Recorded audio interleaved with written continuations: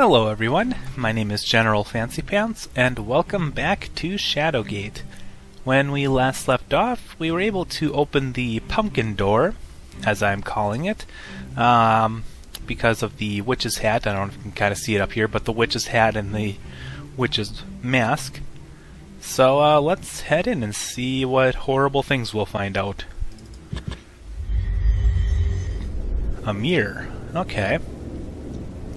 This tower chamber is empty, save for a strange gilded mirror resting against the far wall that hums with power. Okay. I see a little flame right up there, but it looks like it's part of the mirror itself, so... You do a double take at your reflection in the mirror. Your costume could pass as a witch, dressed up for a harvest festival.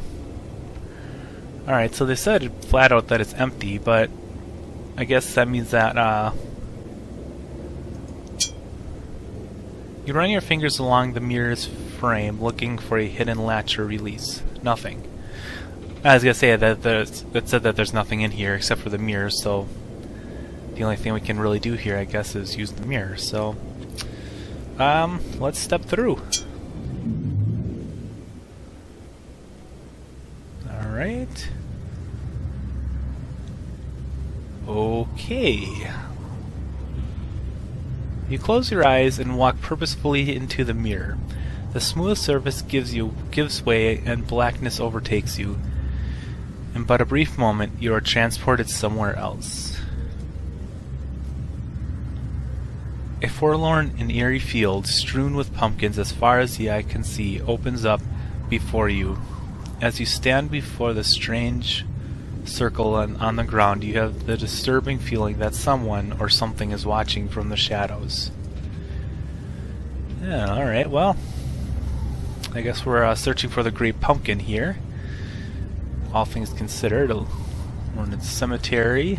Can we look at all these? Wow, I wonder if, okay, well, alright, let's start over here then. The chiseled inscription on the tombstone reads, "Here lies Draken, protector of the Blathany Gem." Jeez. Blathany Gem. Alright.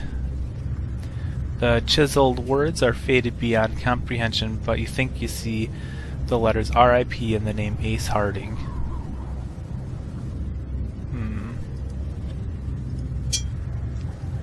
The words inscribed on this gravestone read, "Beneath this simple stone, my precious one sleeps alone." Aw, that's sad. Unless it's not. I don't know. You can barely make out the name Lenore chiseled into this grave. Chillingly, a raven from a nearby tree calls nevermore. That one I do understand. That's an Edgar Allan Poe poem or story.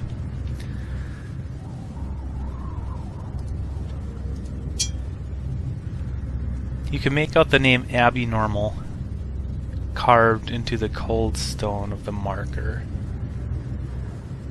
Abby Normal.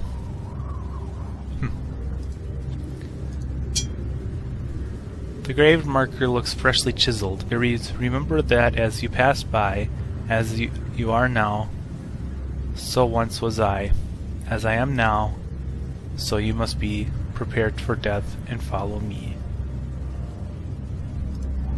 Alright. Lettering on this tombstone is too difficult to read.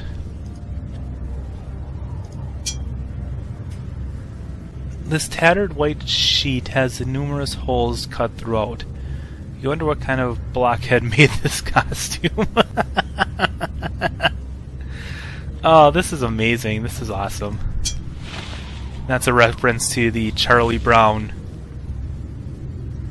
Halloween special where Charlie Brown makes a sheet or tries to cut holes in the sheets so he can be a ghost, but he messes up and has holes all over it. That's funny. Alright. Let's take a look at these skulls here.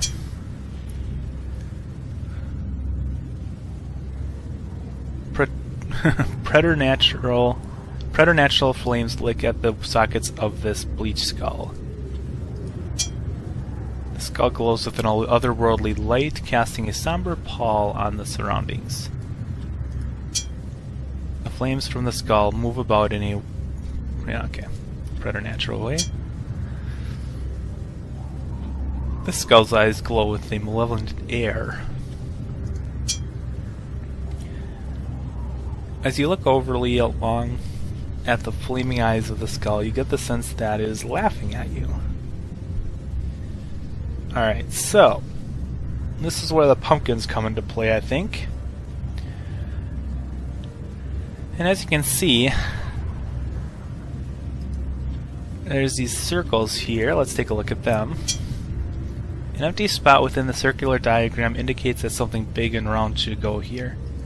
So it's going to say for all of them? Yeah, basically. Alright, how about the big outer circle then? A circle replete with a dizzying array of strange swirls and archaic symbols has been scorched into the earth.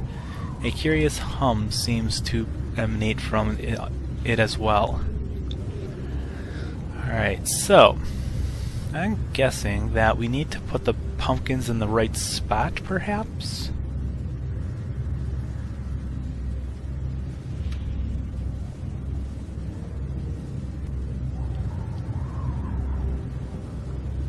Because look at, see these arrows here, they're kind of connecting. So there's that one, but this one isn't.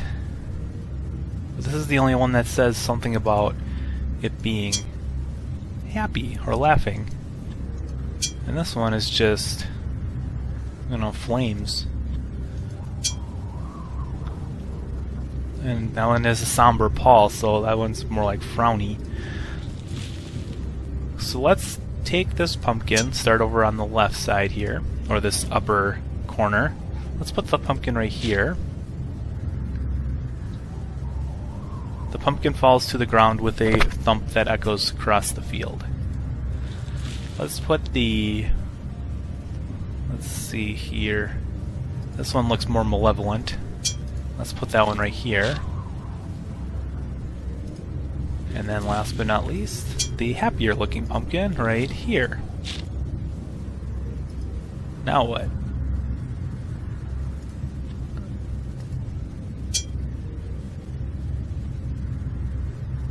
The elaborately carved pumpkin seems to fit perfectly within the creepy setting of the pumpkin patch. Do I do like a spell now, like Invocon or something? No? Huh. Oh, do I have to light them maybe? Yup. That's what I have to do. The torch is actually used quite a bit in this game, other than, obviously determining how much light you have, but it's actually they use it quite a bit. It's kind of nice. Okay. We can't take them back. That's all we can do with them. We can only look at the skulls. Is there anything we can do with this? No? There's got to be something here.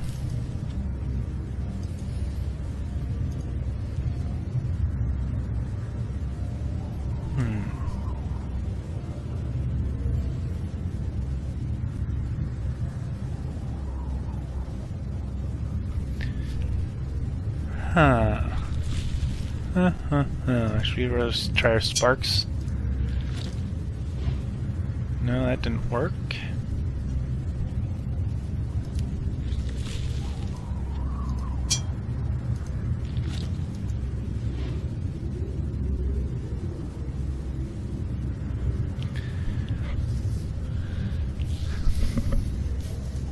Let's see. What can we do? What can we do? Let's put this on. You attempt to put the sheet over your head, but the fabric is too shredded and tattered to wear. Good grief. That's funny. That is great.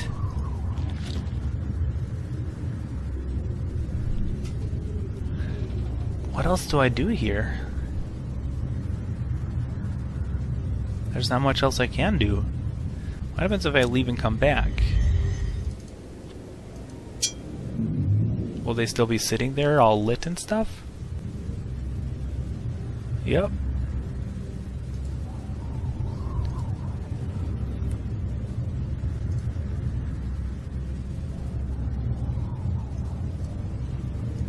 Does York have anything to say about this? Legend has it the trader's winged beast flies the skies above the castle guarding an artifact of great power. Okay, that's not helpful at all. Not for this area, anyway. What happens if we... Well, first I'll save before we do that. See if we can smash the pumpkins.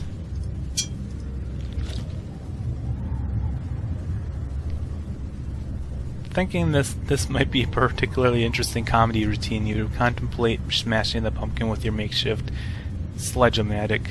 However you decide, the mess it will make just isn't worth it.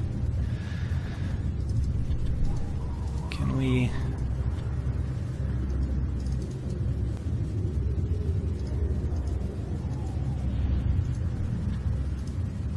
Alright, we're just gonna hit the F2. That lights everything up. Yeah, we've looked at everything.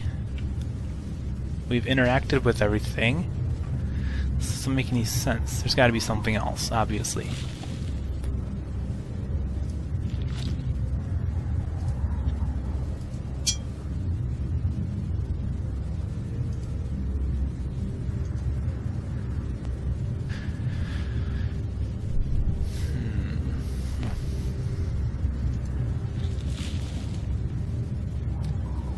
I'm gonna try. This one looks like a lightning bolt. Actually, looks like a Harry Potter. The Harry Potter. I can't say it. Harry Potter spark, or his lightning bolt that's on his forehead. So I'm gonna try it on this skull. No. How about Invocon on the skull? Nope.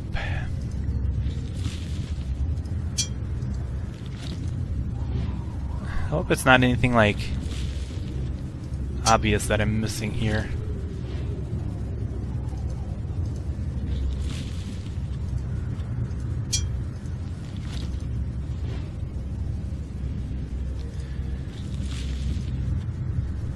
Because this could be one of those puzzles where maybe it has nothing to do with the actual game itself, but that would make sense.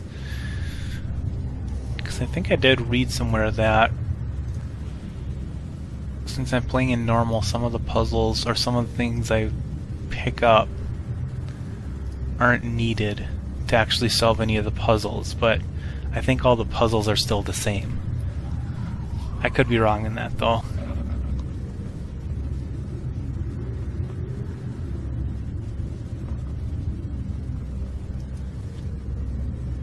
And I can't do anything more to the pumpkins, so apparently I put them in the right spot.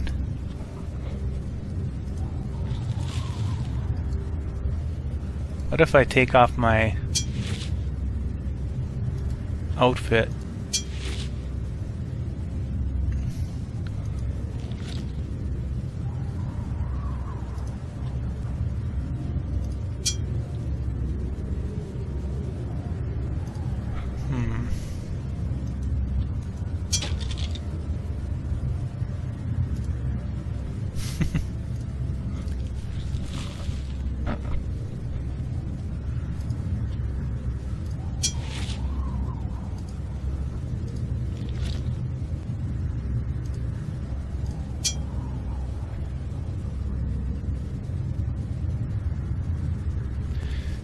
Sorry, I'm just trying to think.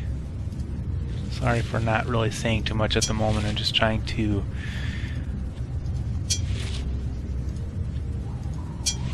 consider my options here.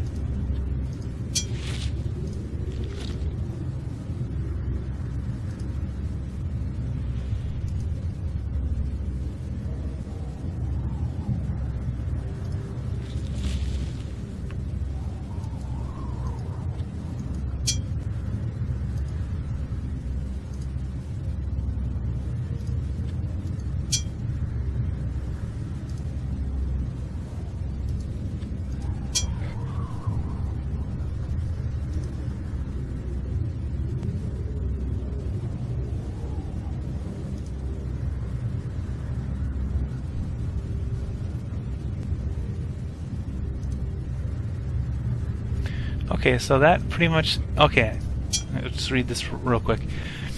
You read the message scrawled on the page. Brown, I have your dog. If you wish to see the flying ace once again, then bring the 3 pumpkins to the place beyond the harvest door, which we've done. But be wary, for only one outfitted in a mask for the hallowed eve can gain entrance. Okay, we did. There you must carve my visage and illuminate the sacrifices in the field of jack-o'-lanterns. Then I will be freed, and this will all end. Cordially, DP.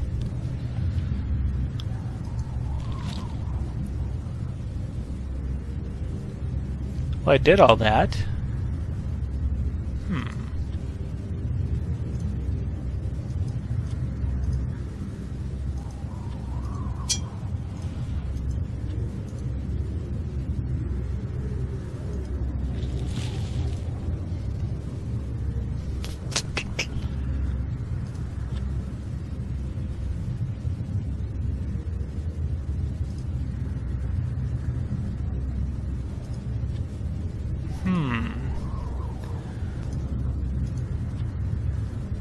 Didn't say anything about lighting candles.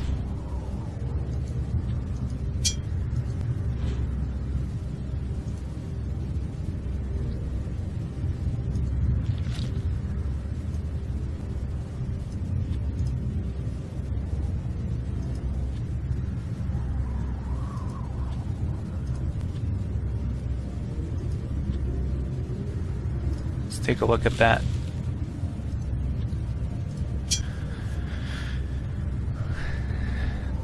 This is all really funny. Oh, I get it. Oh my word. Brown, meaning Charlie Brown, I have your dog, which is Snoopy. If you wish to see the flying ace, which is Snoopy, then bring the 3 pumpkins to the place beyond the harvest, but be wary, for only one outfitted in a mask for the hallowed eve can gain entrance. There you must carve my visage and illuminate the sacrifices in the field of jack-o'-lanterns. Then I will be freed, and this will all end. Cordially, DP. And I'm trying to think about who was DP.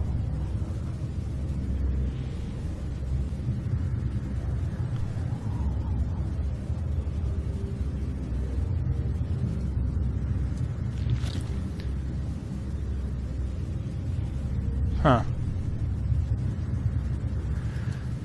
Well, I'm not sure, so I'm going to move on because I don't want to sit here forever. I've been already here for 20 minutes, it looks like, trying to do all this stuff. So let's just leave.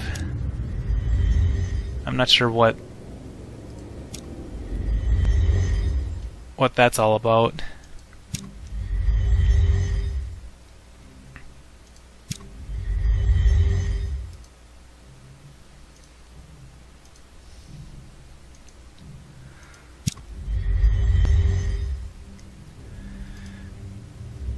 Okay.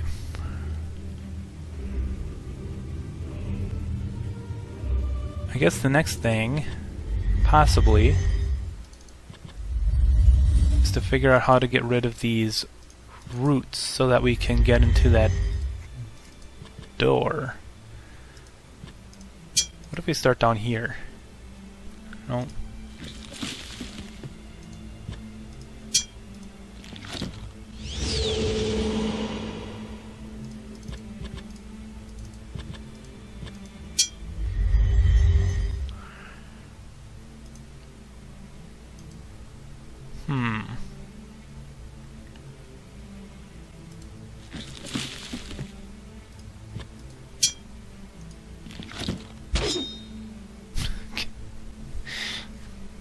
This is what drives me insane about this game, is that you think there has to be something like more, what's the word? I don't know, intricate or something like that, when all it is just cutting the roots with a knife. I mean, It's like sometimes the most easy answer. It's the most obvious thing to do.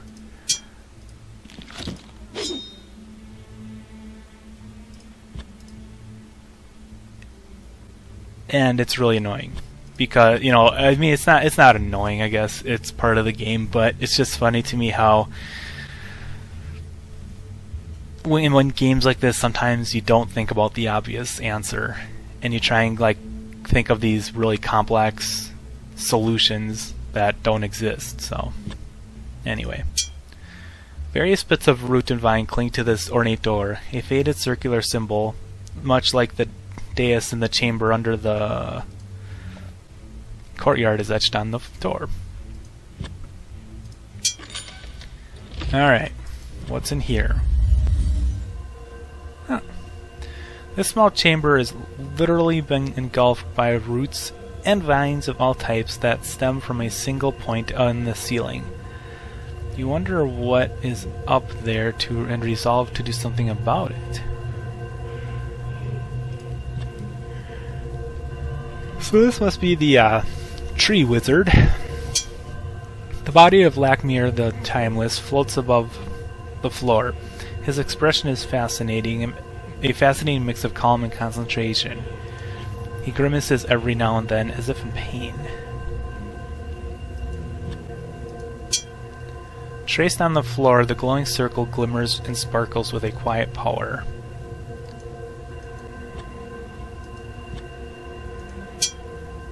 You lift your eyes to the ceiling, your jaw dropping in awe. You have found the source of the strange flora that has engulfed this room. Perhaps you should step in for a closer look.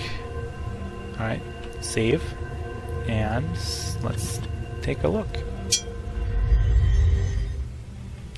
You stand up on your toes to get a closer look at the center of the roots.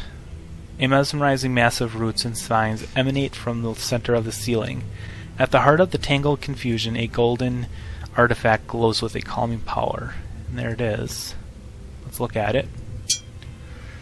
This golden piece of wood pulsates with an ancient power. Without a doubt, the roots you've seen thus far originate from this artifact. Can we just take it? You pull the golden thorn from amongst the tangled roots. The artifact resists at first, but then seems to accept your touch, easily dislodging from the vines that enshroud it.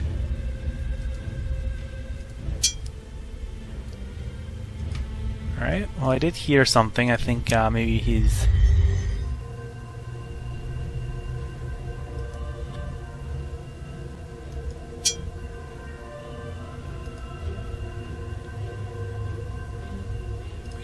We can't talk to him. This opening in the dense roots leads to a small nook. Alright, let's see what's in there. You drop to your knees and crawl through the grasping roots to a nook beyond. Congratulations, you have earned the Novice Adventurer achievement. Hooray!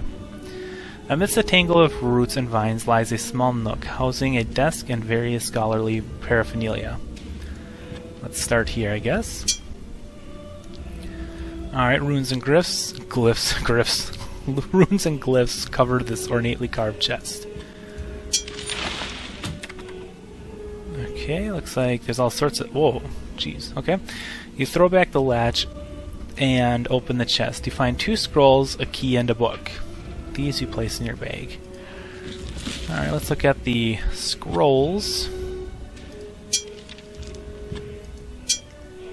You read the handwritten note. Timeless one. I have done what you have asked. My travels have taken me to the north, where I have found a woman from the family Arnsal. Her great-grandmother can be traced back to the meeting you speculated, a secret relation with the High One some 300 years past. This woman has taken the name Kuthagar. A strong coincidence, or have we found the one you seek? The letter is signed with a mark in the shape of the letter W.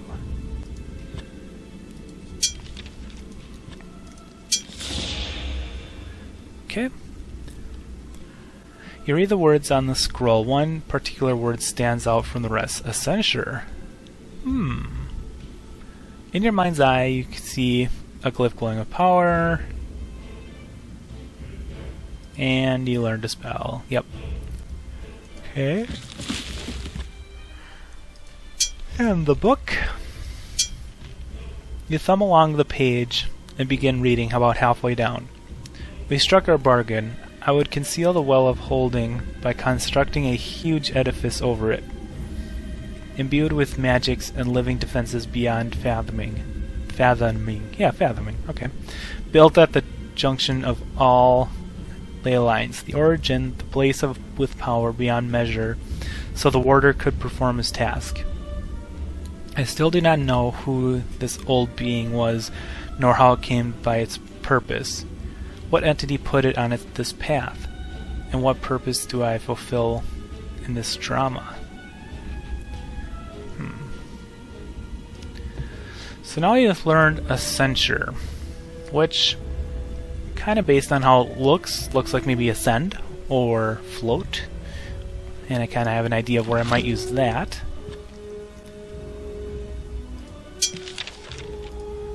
Let's take these books here.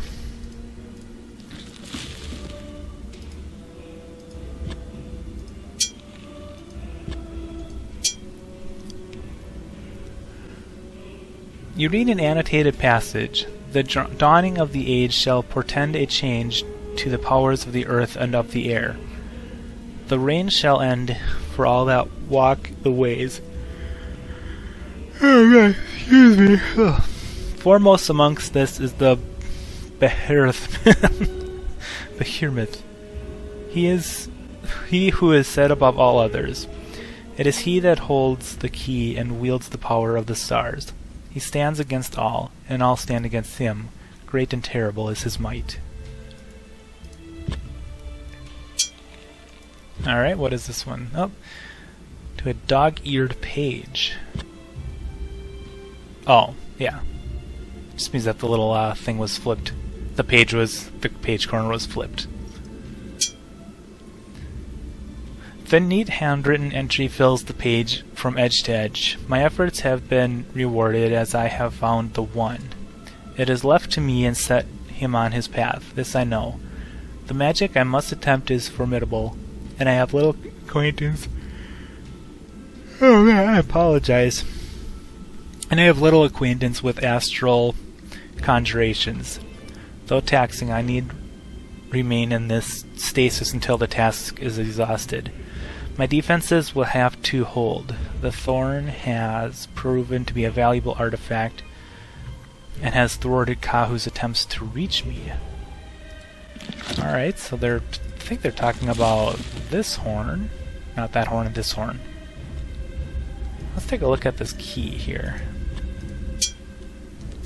The engraving in this key resembles a lion breathing fire. Ah.